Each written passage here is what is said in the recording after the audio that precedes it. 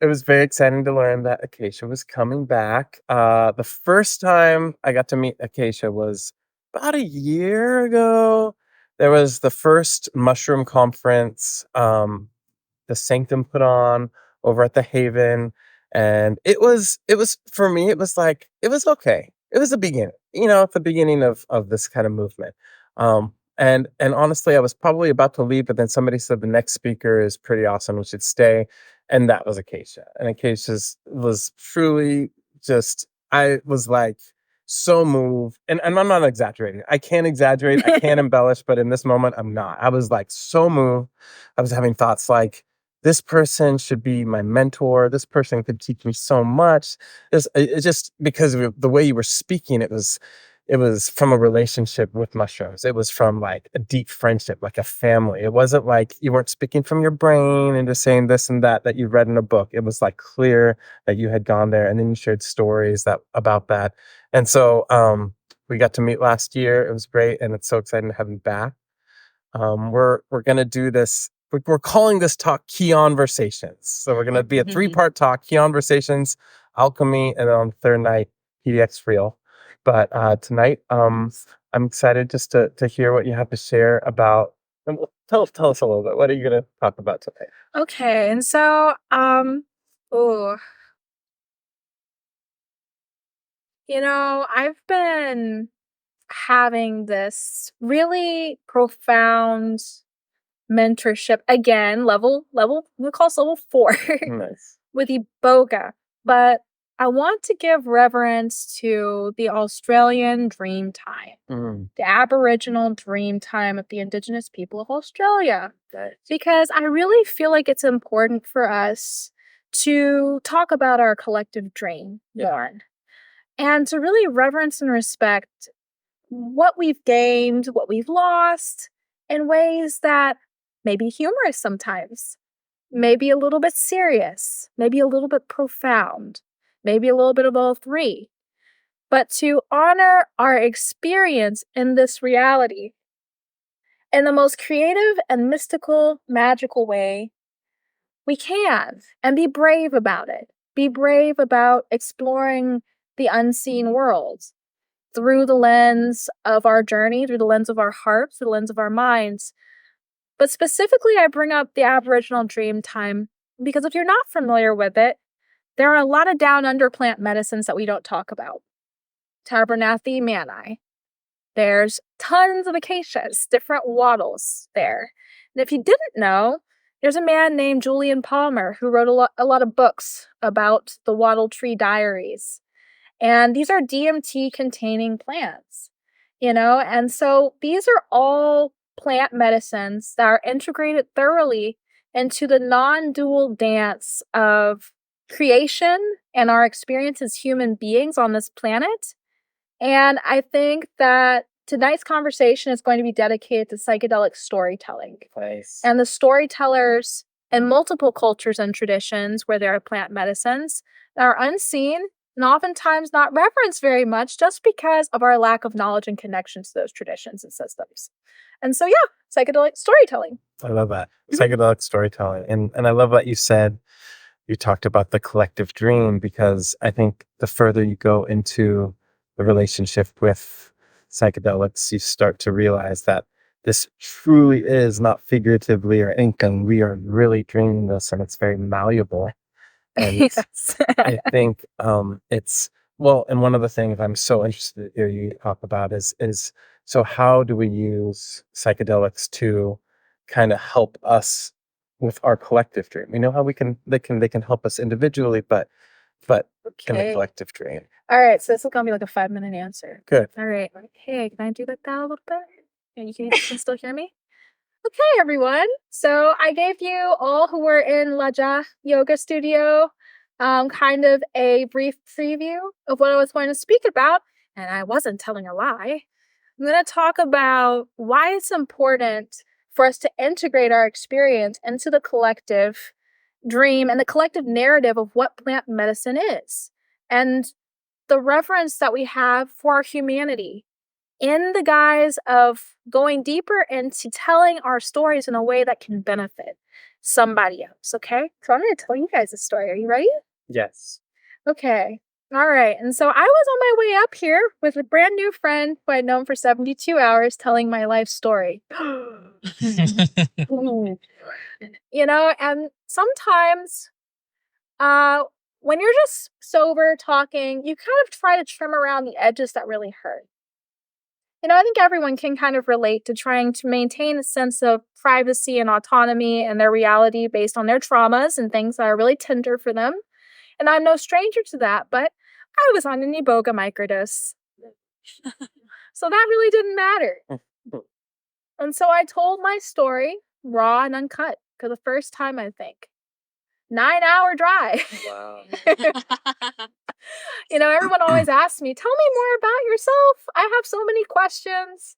So you left the house when you were 11 and you went to college and then you went and you studied physics and then your partner died, skip 5 years, skip 5 years. Now you're here in Portland. That's great, And I think that there's a fear inside of us that we show our wounds. If we reveal our pain, we're going to be punished. Yeah. Or met with ostracization, losing some friends because we're not happy people anymore. We're just sad, miserable. Going through so many emotions and so many timelines. And some of us are grounded in those timelines because we never gave up. We never let it go. And now it's who we are. And the second that we reach an intimacy and a friendship, they're going to find out that underneath that pretty candy coating, there's some 6-month-old shelf raw, not so edible chocolate underneath. You're an M&M that's been shoved into the fridge, honey. Come out of the dark. And so, for me personally, learning to tell my story in a way that can be raw and uncut, but still with lessons. What is the distillation of wisdom? You've lived how many years? Me? Yeah. 48. 48. So you have 48 years, like 365 days times 48. That's some ungodly number. Times 60 seconds in a minute times, 8,992 seconds in a day, something like that. Yeah, don't quote me. Yeah. You have a lot of time on this planet and in this world. And so it's really important to count your time present in this world. And what I mean by that is when you have a psychedelic experience, we first rush to tell our friends about the pretty things we saw, maybe, or about the profound energy that we experienced. But you're leaving yourself, your present self, out of that equation when you're talking about your past self. So how do you integrate who you are now, the product of who you are now, and integrate that absolutely into the experience? Hey, guys. Hi, guys. Absolutely integrate that into the experience when you talk about yourself. Instead of talking about the trip you had 5 years ago and what it did for you 5 years ago, talk about what it's doing for you now. How are your investments in yourself panning out? These are things that when you think about them and you creatively structure them, you can find an opportunity to grow in your healing journey just by looking at it in the present tense. What may have hurt 5 years ago is surrounded by 5 years of life. Hopefully, some of it lived in the present moment. Hopefully, some of it having learned or gained something new. And you can apply that directly to every single experience, every profound experience you've had in your life. That new perspective that you currently hold as who you are right now. And so we use presence to zero out the meter of trauma and really focus on, wow, this person's asking me about myself. This is a creative opportunity for me to dreamweave. Let me dreamweave a story that does not shadow or victimize myself anymore. That does not end with my disappointment, but ends with my current success. my current learned life lesson, my current wisdom teaching? What are the jewels inside of the coal that are being put under pressure by the weight of time that you are carrying right now? To live this life without gaining heaps of treasure and wisdom is like going to an island full of jewels and coming back empty-handed to shore. You have the spiritual teachings inside of you, even if you've never done a psychedelic in your life. Simply by having spent time on this earth in communion with a self that we are getting to know in the process. I think kids think adults have it all figured out. But we're still growing. We're still like big kids. And so we have to play. And storytelling is play. I think people in the psychedelic community are kind of afraid to play. I think that women's voices and men's voices and young people's voices are all being collectively suppressed in the name of your objective trip is a fantasy in your head. Well, how are you integrating it? What did you gain from it that's real? And if you gain something that's real, then why don't I see you living the way I think you should? Yeah, you're not living it. You're not doing it now. Well, we have to decompartmentalize the collective judgment. And that means not judging ourselves. Because who we are changes second to second and change is inevitable. And so, how did I learn this? Like, you look like you're about 15. You're over here talking to us about wisdom and understanding. That's curious. Gee, I wonder what integration work you've done. And I think to myself, gee,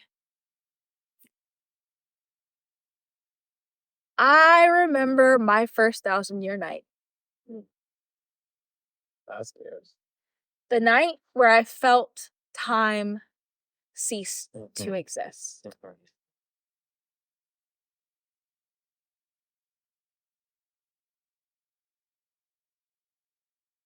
And the only thing that I could feel was eternity coursing through my veins.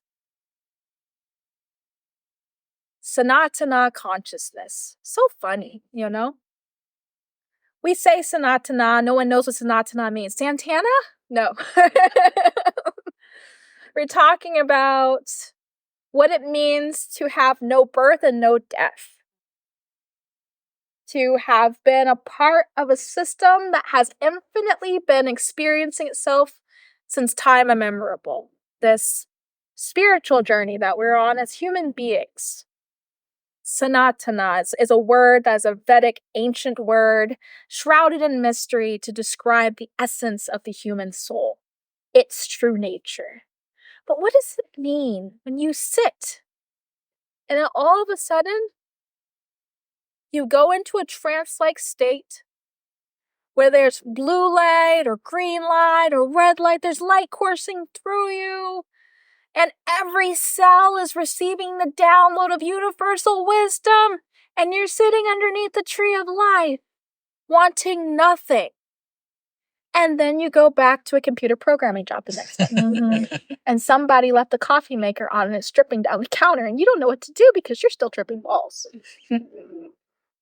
How do we bring the sacred into the perceivedly mundane? That's something that I never learned how to do. Because it's important to respect the changing nature of our existence.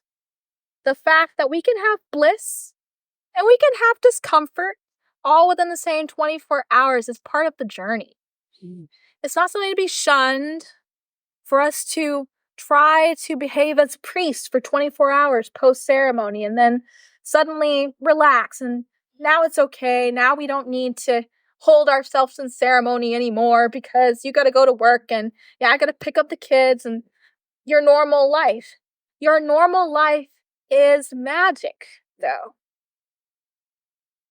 And so it's important to check in with your abnormal life often. this world of mystery. And it's inside of the stories that you tell, where you get to tap in with that mystery. To sit with an invisible book like a little child, like a 5-year-old, and read pages in a language that you've never seen, nor that your eyes can understand. Messages of poetry to the very heart of your being. And to be at peace with not knowing. And to simply receive. If you've been places that are mystical and magical and unknown, the only thing that stands between you and them is your disbelief in them. Your disbelief in yourself and in the presence that you had in that moment, and through your appreciation of it, gaining something deeper and understanding. Sometimes we have these moments to show us that human beings are so much more capable of what we could ever imagine that it brings us vastly into this immeasurable bliss and gratitude. And not to forget that that is our prayer for the human race.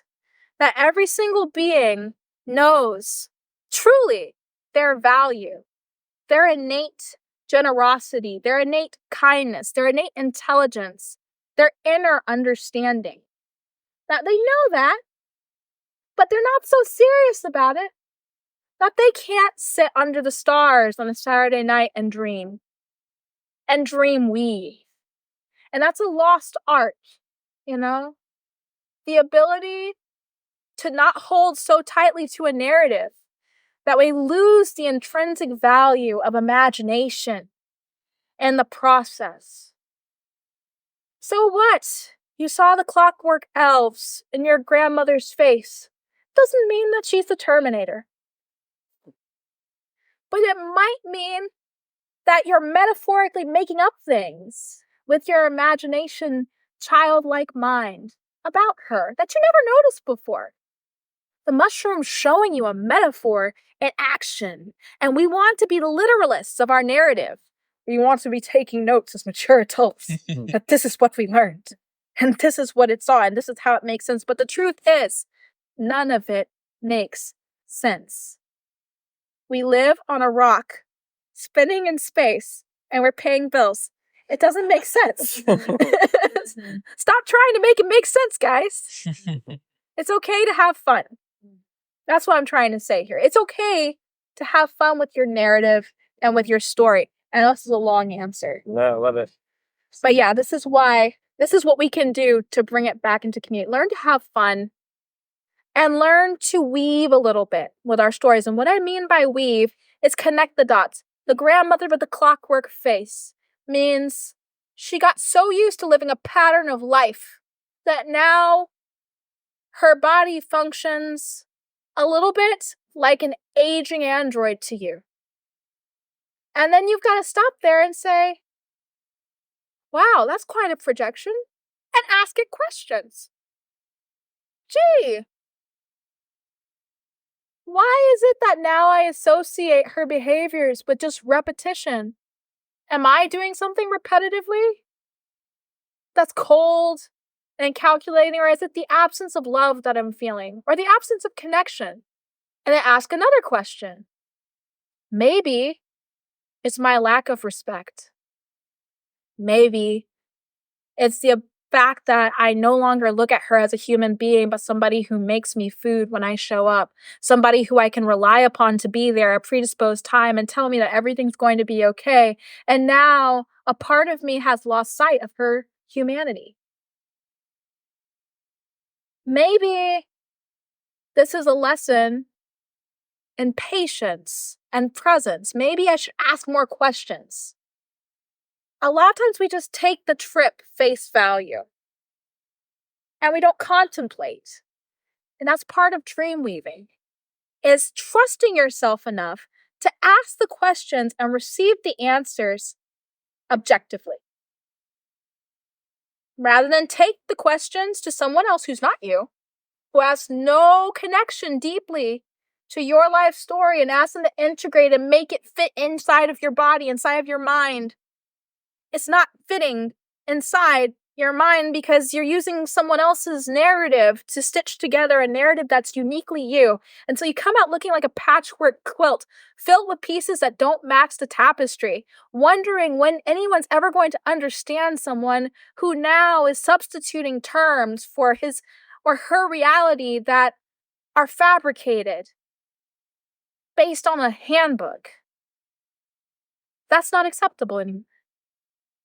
Each of you is unique and created in a unique framework, and each of you can understand the universe and the world that you live in and your family relationships based on the microcosm, which is you.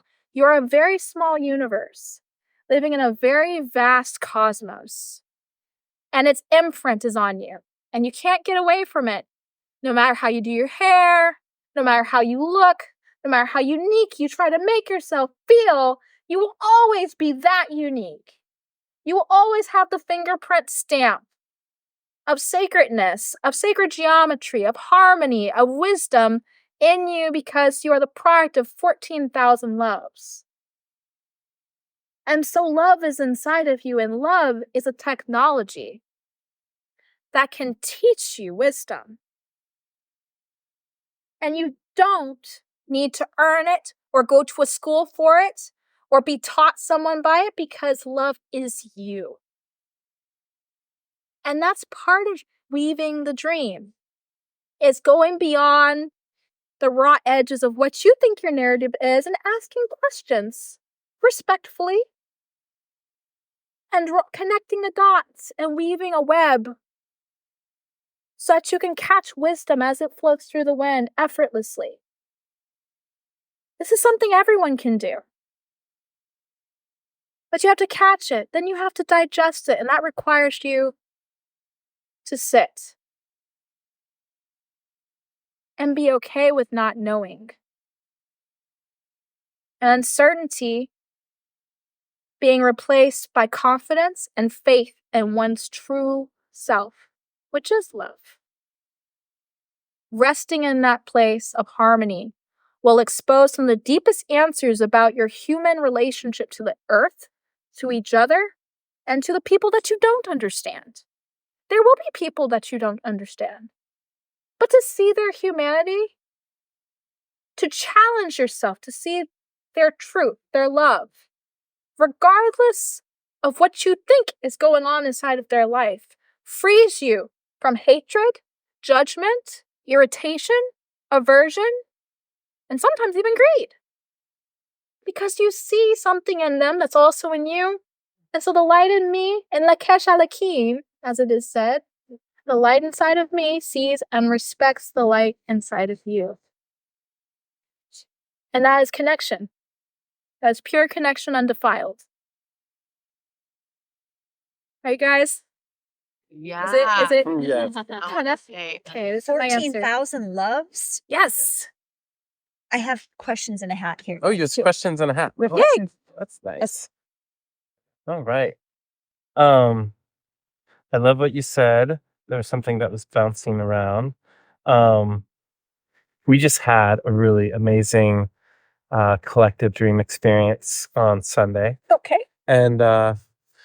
And it felt so good, and it felt like we created a blank canvas together. And whenever we do that, it just feels like everybody there is like there. We are in that collective dream, and it feels like we can literally create everything together, or anything we want together. And I think it's because a little bit of that dismantling of the solids that and putting us into that play space. And so I think I really like what you're saying about the play space, because I think that's kind of a key.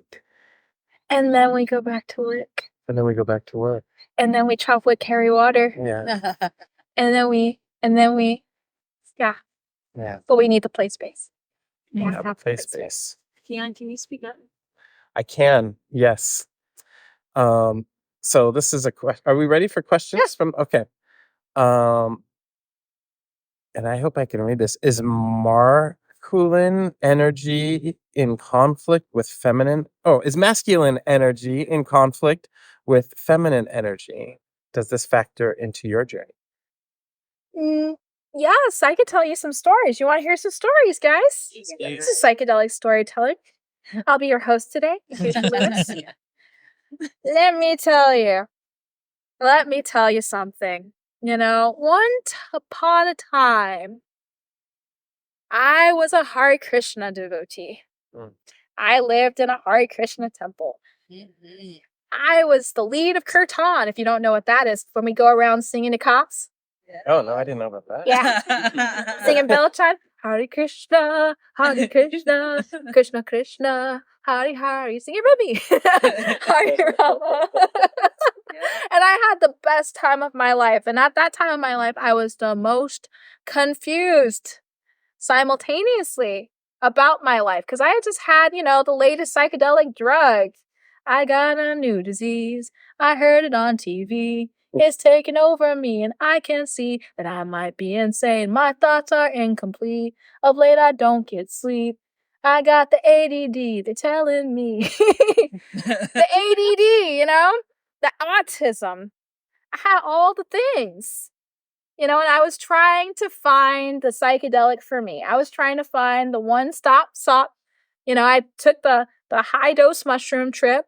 That didn't fix me. That made things worse. I was pretty much having a rage fit. If somebody just kind of provoked me even a little bit, my emotions were rockier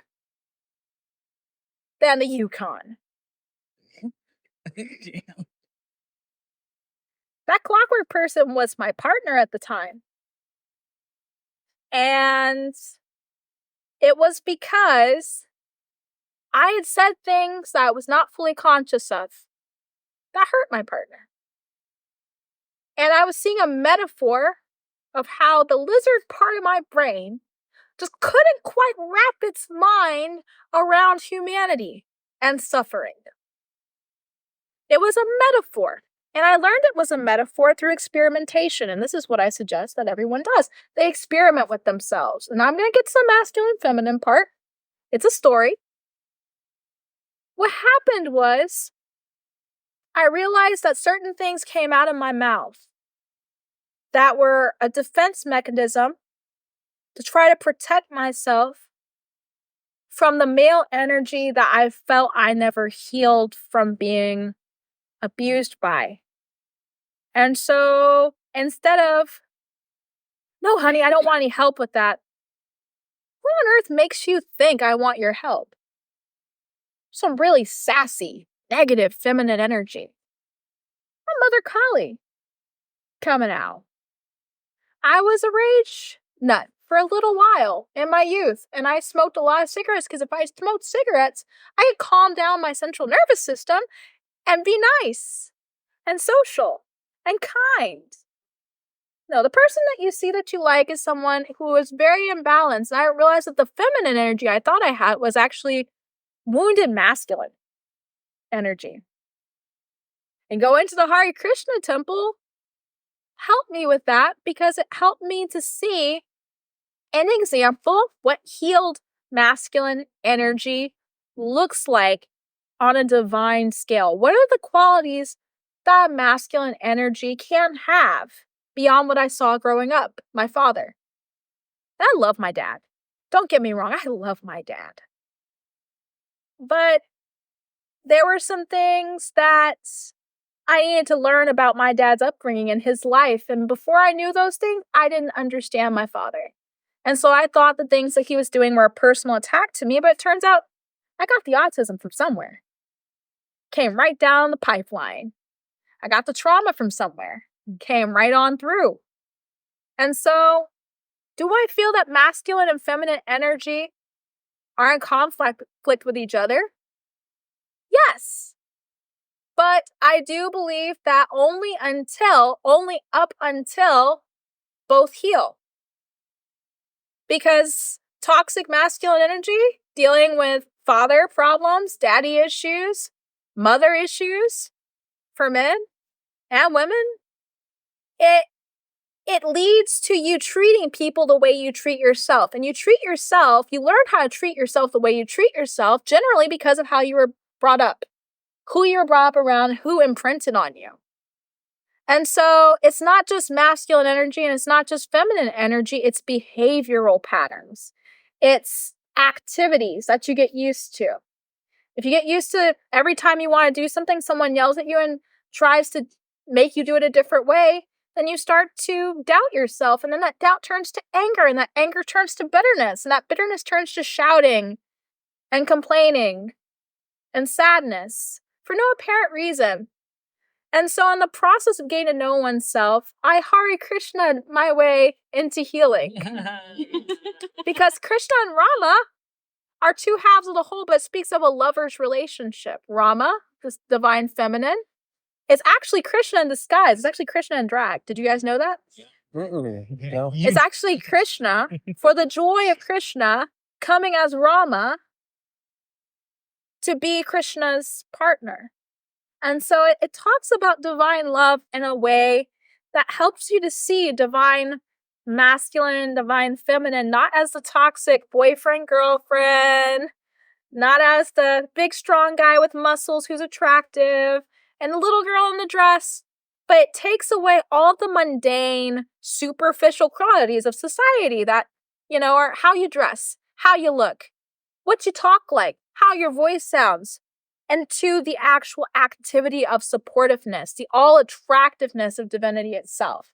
Once you learn the attractive nature, you start deciding, well, I want those attractive traits in the masculine. How do I get those attractive traits for myself? If the masculine and feminine is in me, male, female, whatever gender you are, then you have to purify some of the unattractive traits. And it takes work. It takes work to get over being angry all the time. You have to get to the root cause. And the root cause, oftentimes, is feeling neglected. Feeling neglected, feeling defensive, feeling defenseless, feeling attacked. And these feelings are disjointed, and we hold them in different places in our bodies. So I tell people, when they take mushrooms for the first time, shake it out. Dance it out. Move around. Take your shoes off. Because your creative, imaginative mind is what brings the light in through the head. You don't just try to mechanically, logically draw a white line through your body. No. No, you've got to imagine. Your imagination. The effortless imagination is what heals you. In yogic tantra, this is Vajrasattva practice. This is purification practice, purifying the mind and visualizing healed masculine energy with all of its attractive, purified traits, with the love and the compassion and the nature to want to rescue you out of your suffering and take away the problems and clear all the obstacles away. We got Ganesha over here, healed masculine. Hi, I'm single, ladies. We've got examples of healed masculine and healed feminine energy. And what these models do is show you the infinite nature of the spiritual essence that's actually in your mind. We were talking about this a little earlier, weren't we, Josh? We said, imagine a hyperdimensional Rubik's Cube with every deity's face you've ever seen on it. But now shrink it to the size of a pen needle. Now shrink it to the size of an atom. Now shrink it again, 10 to the 42nd times, 42 zeros. Shrink, shrink, shrink, shrink, shrink, shrink, shrink, shrink, shrink. Now every time you think of Ganesha, Ganesha, Ganesha, boom. Your mind is Ganesha. And you don't notice that you yourself are calling in the energy of Ganesha by looking at Ganesha. Because the particles that make you up, it's non-duality for you guys, candy, treats. The particles that make you up are all conscious particles. This is what Buddhism teaches. Now, the most subtle particle is conscious. And a lot of people don't believe that, but they still believe that something is sacred. Well, how can you believe that something is inherently sacred if it's been touched, if it's been held, if it's been prayed over? The particles in it are vibrating at a higher frequency because of the human interaction between the human dreamed and the object. So that means that your dreaming ability has power. That means that when you look at an object like a stone and you say mantras or you have positive intentions, that the vibration of energy coming from your body is vibrating the molecules inside of that sacred object in a specific way based on your intentionality. Just like that hyperdimensional Rubik's Cube said to Ganesha a second ago, now if you're visualizing purification, if you're visualizing pure white light, you're infusing that into this sacred object through the strength of your intention, because your mind is a temple itself. It's a place that you can go to dream beautiful things. And we're so used to watching horror movies, we're so used to using that space for so many mundane things that it seems unbelievable that we can use that same space to heal our bodies, that we can use that same space to heal our minds. That space, when it's empty, is a primordial soup of energy that we can use to tap in much deeper into who and what we really are. Who and what we really are, our true nature, is love and compassion. Underneath the obscurations, underneath the masks that you wear, trying to appear clever, like you know what's going on, underneath all the false pride, underneath all of the identity and insecurity, there is something that needs no explanation. And we have to find creative ways to stay grounded in that space. And you can utilize entheogens to help you do that. But first you have to know that nobody's going to drop you off the cliff. You have to walk down the ladder to get there. You have to learn to quiet the mind a little bit and find creative ways to do so, not avoiding the thoughts, but by bringing them close to you and having conversation, just like I described. Dream weaving with the thoughts that are disturbing and taking them apart little by little, gently, one piece at a time, one experience at a time, and retelling the story in a way that your heart can understand. Because the longer you hold on to a story that's toxic, the longer it's going to take for you to climb down that ladder into your true nature. The longer you hold on to, I hate this person, and I don't like that person, and that person pissed me off, the longer you're going to suffer. This is a fact. The other person doesn't suffer. Only you do. Why? Because it's your mind. It's your treasure trove. And if you don't polish a diamond, if you just leave it in the dirt, it still looks like coal to anyone else. And so, dare to dream big. Dare to exceed the personality that you've adapted. Dare to have the autonomy over it, to do with it what you wish. Dare to reclaim the power of transformation through imagination. Dare to do that. Try it for yourselves. You risk nothing. You can do it every day. Mushrooms, no mushrooms, hot soup, cold soup, sandwich, chips, drinks. Anyway, get questions. Why? We'll continue. Do you think we should? Does somebody want to flick the fire really quick? I got the lighter. I can flick the fire Yeah, really quick. maybe we can flick the fire. Cool. Yeah. Um, Is that good Mosquitoes for go you? away. and you were talking a lot about the like the things that make us angry at other people, and it's kind of a belief of mine that I've come Can you to. speak up? I've come to realize it's a belief of mine that I'm just like, I'm pretty sure it's 100% true, but that can only be 100% true for me. But when something is pissing me off or triggering me in any other person, whether I know them or not, it's always something with me, like 100% of the time. Like it's if it's triggering, it's like it's Yeah. got to be me. Yeah, but let's redefine what me means. After you've had a non-dual breakthrough, All right, me's kind of infinite. it's true. Yeah, you just can be infinite. Yeah. And I think that those triggers are a part of the process of purification. So you could be getting triggered by something that's Some more of a not the me, but more of like the an empty essence. interesting. Yeah, I've never thought about it that way. You know, I think think about ourselves as being like solid anime characters, who are made of just solid, like, flesh, the truth is we're 99% empty space. Mhm. We are spirit. We don't have to be Casper the Ghost to be a spirit. Mhm. Energy passes through us and sticks to us. And a lot of times we feel that energy when it's inside of our bodies. And so, guess what's going to happen?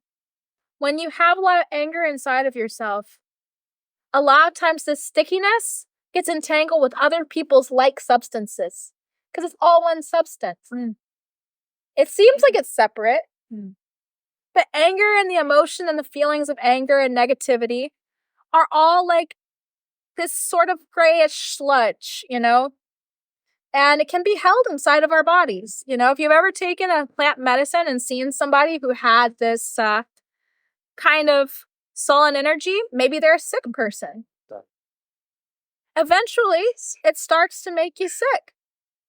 Why? Because it keeps you in this space of blindness. Your anger and your rage keeps you blind from the truth of what's going on. Judgment hides the truth. And I'll tell you a story. When I was in San Jose del Pacifico, there was someone who I kind of was a little suspicious of, He looked kind of like a guy who worked in a laboratory. And so my little childhood mind made up a story about this person. This person must be doing some kind of strange experiment on people, and just ran with it. And this sometimes happens on mushrooms. You run with crazy cooped up theories about people, places, and things. Mhm. And that's when you have to be a good parent. I always say the observer is not the voice that's yakking. It's the voice that's silently watching. But too few of us have experience sitting and watching. And so we don't know how to parent our wild child. And in situations where the mind runs wild and there's this negative energy, etc., we get focused on the negative energy, but we don't get focused on the solution. And the solution is to observe without judgment. This race that we're running in the mind is doing us no good. Mhm. It's doing us no good. You're just going to stress yourself out. So if you sit and you observe, even looking into the fire is one practice I highly recommend. I've done this practice for years. Anytime I take mushrooms, I get as close to the fire as I can, and I just camp out. It's like watching a football game, because that observer voice starts showing you things. Showing you things clearly, crystalline and clearly inside of the fire, inside of even a white wall. You got a white wall at home? The trips getting on your nerves? Go sit in front of the white wall, take a Sharpie marker, put a dot, and just sit there. I swear that dot won't be still for long. You'll be sitting there, and then all of a sudden, out of the blue, all of this energy is going to start exposing itself like a movie, and it's going to show you what part you're playing in the movie. Even if you meditate for 2 hours, no psychedelics at all, you're going to start to hallucinate. If you really meditate, if you really are quiet, all the stuff that you've been collecting in your mind that has had nowhere to go can start boiling up to the surface. Why did I feel that? Oh, I'm so distracted when I meditate. Oh, I can't meditate because every time I meditate, I go left, right, gotta call the phone. Oh my God, I gotta play with my mala beads. This is normal. I'll be the first one to tell you, this is a rite of passage. You don't get to the monk space until you go through the what and did she really just call me up and why space? You're gonna stay in that space for a couple of hours the first time you really meditate, because all of these karmic impressions that people have left on you, all these activities that have left impressions on you, have to boil up to the surface before you can empty your mind out. You can't just push them away. You have to let them subside naturally. And that only happens once you've sat with and held space for what's inside and learned lessons, hopefully, from. The first time I sat and meditated really long at a temple, my takeaways were I create situations for myself, for my pride to play out, for my anger to play out, for my greed to play out. It's kind of like we're human, but we've got these characters inside of us. Let's call them Dopey, Snoopy, Sneezy. No. We got all these emotional intelligences, that like to come out when we're tripping and play games with ourselves and sometimes other people. Sometimes they like, oh, that person over there, that looks like a good person to have fun with, And that is our ego,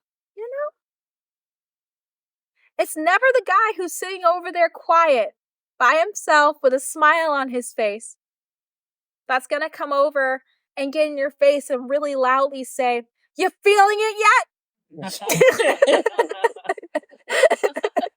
Okay.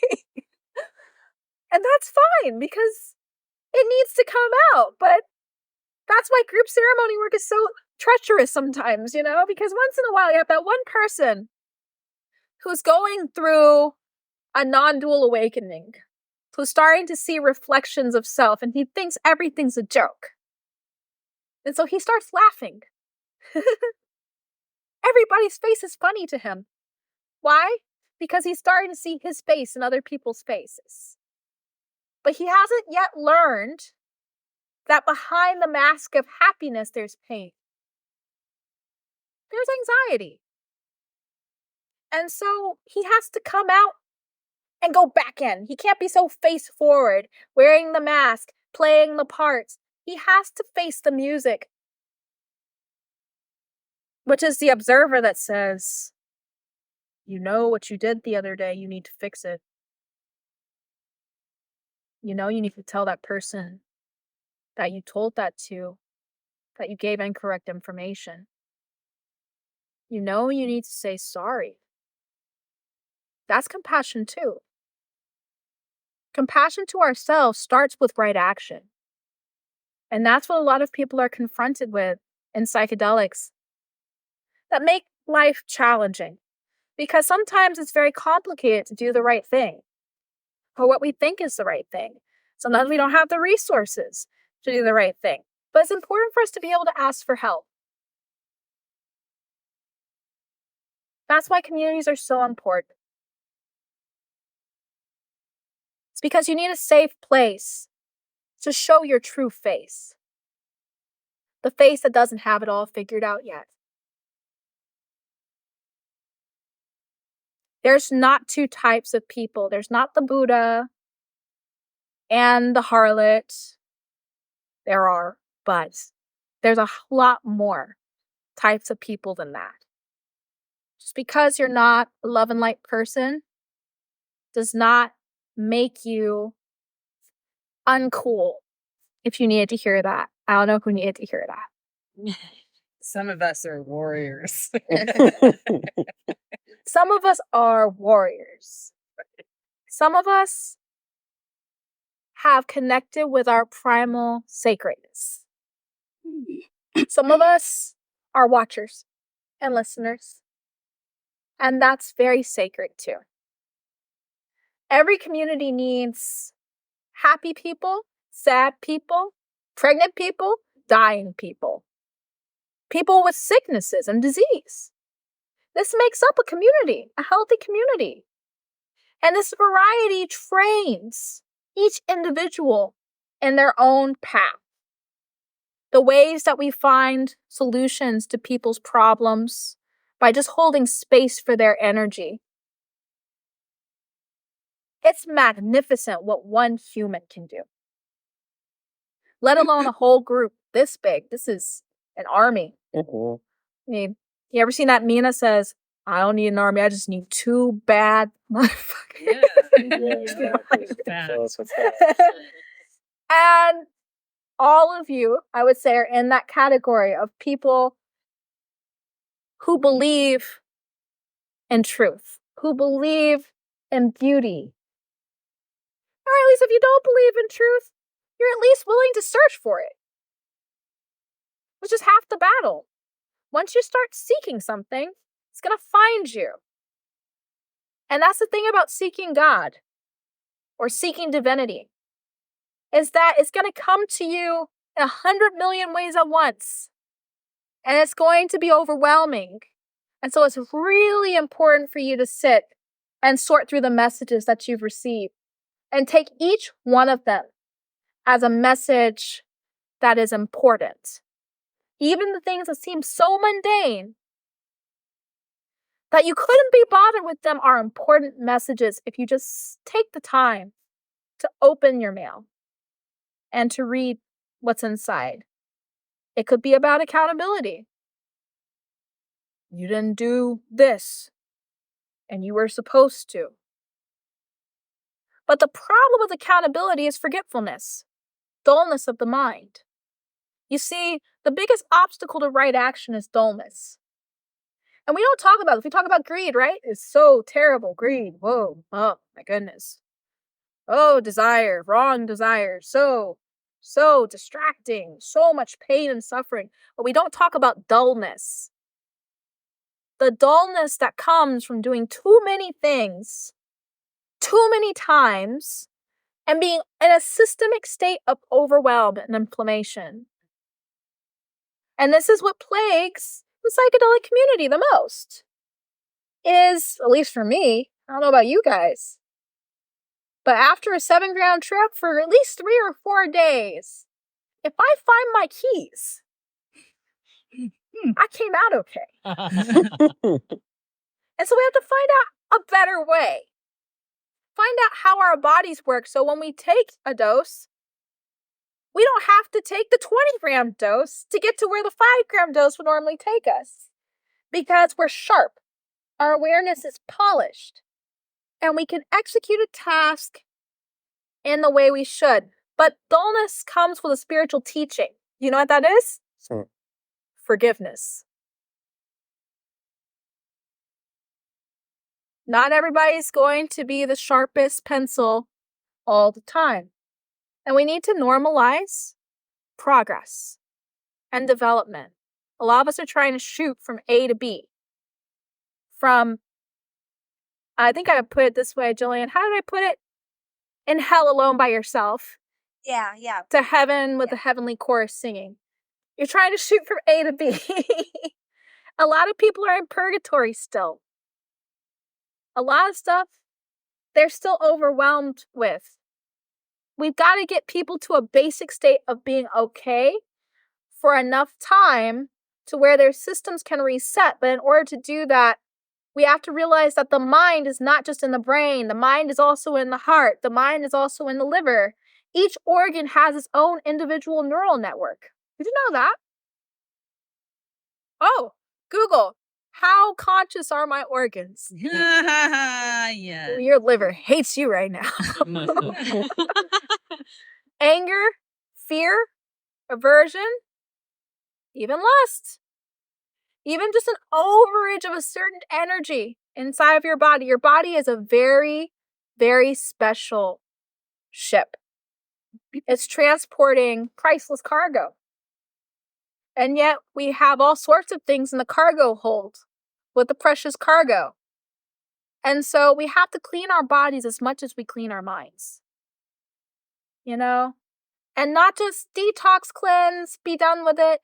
Go on a raw vegan fast and be done with it. Find out what our bodies are craving. What our bodies desire. Do you know, when I did a 36-day fast, I came out with a whole new vocabulary of what food was. Sometimes you gotta get into a space where you get really clear on what you want and what you need. And in that space, you have to take away that thing that you're unclear about. Like food. Fast away from it from a little while, and then you get into a space where you're like, I'm tasting something. So you start channeling the food. The food comes through. It's like, first all the unhealthy stuff. I swear I was in the monastery, don't tell anyone, thinking about Sonic. I don't know why that came through, tater tots. And it was strong too. I could see the outline of each tater tot. Can't visualize the Buddha, can visualize a tater tot down to its infinitesimal graphic detail. Spent way too much time at the drive-thrus. And then eventually, after that went away, I said, okay, I'm going to let that go. Finally, something else came up. It said African rice. And I was like, there's no such thing as African rice. I'm African American. Shouldn't I know there's an African rice? There's an African rice. And it's got 30 times the nutrients. And it's affordable. Who would have thunk it? You see, in this state, when we contemplate and when we sit without distraction, things that we have no clue would be healthy for us, no clue would help us to integrate, seem to just arise. But it's not in a state of hyperactivity, it's not in a state of grasping for it, that we find these simple truths that are so profoundly life-changing. It's when we decide that we're going to be the adult in our heads. But not the adult that's controlling everything. No, the observer. We're going to observe, and we're going to let thoughts come, and we're going to let them go. With a side of a slushie, please. And when we let the slushie go, and we let the tater tots go, true nutrition can come in its place. And so, metaphorically speaking, we start getting rid of some junk food ideas, junk food behaviors. Whatever's easiest for us to grasp onto is generally what the human mind seems to like the most as food. And so we have to be sure that we're not tricking ourselves into a temporary state of satisfaction and survival. We deserve better than just to survive. And we deserve quality experiences in our life. And I say we deserve because I believe our truest nature is love. And love go together, but love sometimes needs to experience pain. So love needs to sometimes experience the absence of love. Love goes through a lot of suffering. And guess what that builds? Compassion.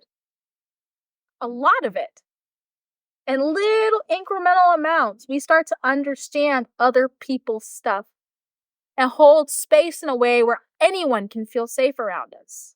And I think that's what builds community, is how safe do the people who are carrying the abnormal stuff feel with each other. Anyway, I went on a tangent. No, Yeah. wonderful.